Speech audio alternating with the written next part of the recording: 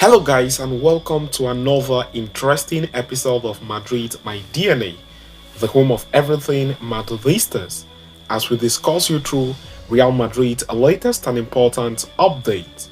Kickstarting with today's agenda, Manchester City manager Pep Guardiola jokes about resting key player ahead of the highly anticipated clash on Wednesday against Real Madrid and issues update on two of his main stars.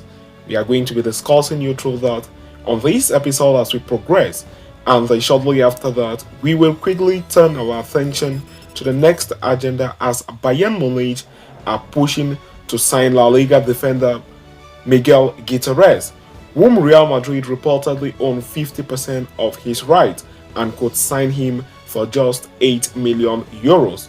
We are going to be discussing you through that as well on this episode as we progress. So please stay tuned right up to the end. Do not forget to like and subscribe to this channel. Turn on your notification bells so you do not miss on our daily Real Madrid update. Pep Guardiola's Manchester City came into focus this weekend after the coach made wholesale changes to the team that faced Real Madrid in midweek. Manchester City were able to secure a 5-1 victory over Luton Town, with the likes of Erling Haaland, Mateo Kovacic, Jeremy Doku, and Josko Divadrol scoring goals. Speaking after the game, Guardiola offered multiple fitness updates heading into the second leg tie against Real Madrid. Rodri was one of the many first-team stars who were rested against Luton Town. When asked whether the midfielder was happy after being benched, Guardiola offered a rather sarcastic response. Absolutely, he will rest on Wednesday against Real Madrid. Don't believe me, he joked about. Rodri is more than likely to play a key role on Wednesday night against Real Madrid after a 3-3 draw in the first leg. Rodri will play a key role in neutralizing the Real Madrid midfield, comprising stars such as Toni Kroos and Jude Bellingham. Kyle Walker was the big absentee of the Manchester City in the first leg against Real Madrid. However, many expect the Englishman to feature in the second leg on Wednesday night. When asked about his fitness, Guardiola confirmed that both him and Nathan Ake asked him to be benched against Luton Town. They wanted to be on the bench and I told them, fine, let them be there, said Guardiola, who is more than likely to use Walker's services on Wednesday. With Walker back, Manchester City's defense will be hopeful of shutting down the Real Madrid front line, which managed to score 3 goals in the first leg. Nathan Ake as well could be a useful defensive weapon for Guardiola, although Manchester City will likely bank on their offensive firepower to combat Real Madrid in this high-octane encounter. Having secured a 3-3 draw in what was a fan's treat at the Santiago Bernabeu, Manchester City and Real Madrid will lock horns again at the Etihad Stadium on Wednesday night in the season-deciding match for both clubs, a game which is very much open for both parties to potentially search for a qualification into the semi-finals of the competition. Real Madrid, for their part, will be looking to beat Manchester City for the very first time at the Etihad Stadium after being thrashed 4-0 last season. So it is left to be seen how both teams turn up on the night.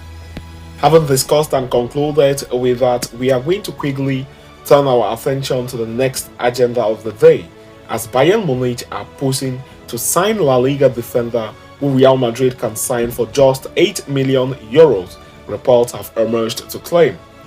Real Madrid are preparing to reinforce their team this summer with 3 major signings, out of which 2 are from the League One. The first one, of course, is Kylian Mbappe. The Frenchman is set to leave Paris Saint-Germain at the end of the season, and his likely destination seems to be Real Madrid. Lille's Lenny Euro, another player Real Madrid want to sign in the summer, although his asking price of 70 to 100 million euros makes him a difficult acquisition.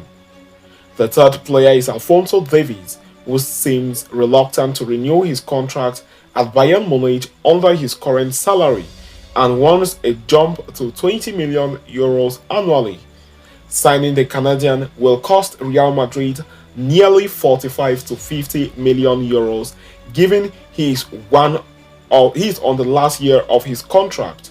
At the same time, Real Madrid are also considering bringing back Miguel Guiterez from Girona, who will cost them not more than 8 million euros due to the buyback clause in his contract, but he is also on the radar of German champions Bayern Munich, according to Marca.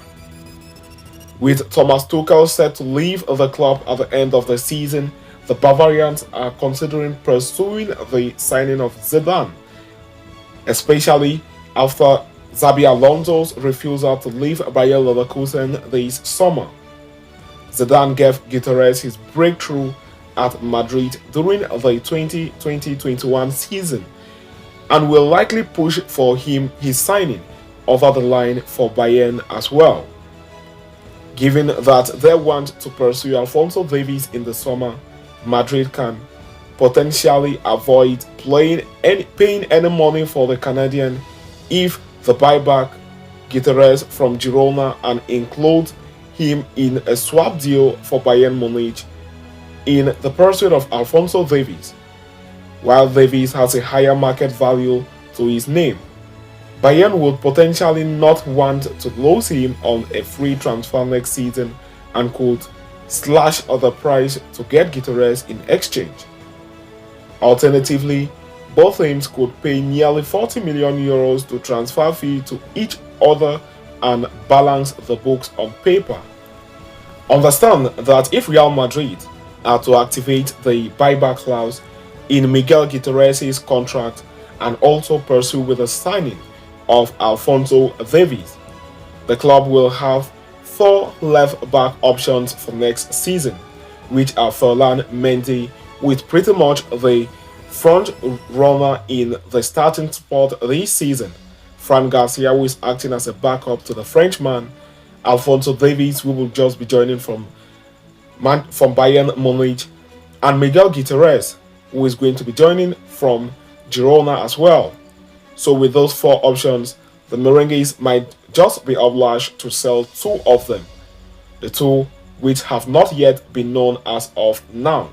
Recent reports claim that Mendy's spectacular performances in recent times have made him a favorite to continue at Real Madrid next season, with Real Madrid coach Ancelotti even naming him as the best defensive left-back in the world.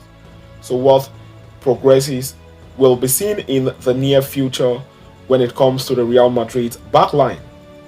So having discussed and concluded with that, we have come to the end of this interesting episode. Thanks for following us right up to the end. Please do not forget to like and subscribe to this channel, turn on your notification bells so you do not miss on our daily Real Madrid updates. See you next time, and a very big Hala Madrid to us all.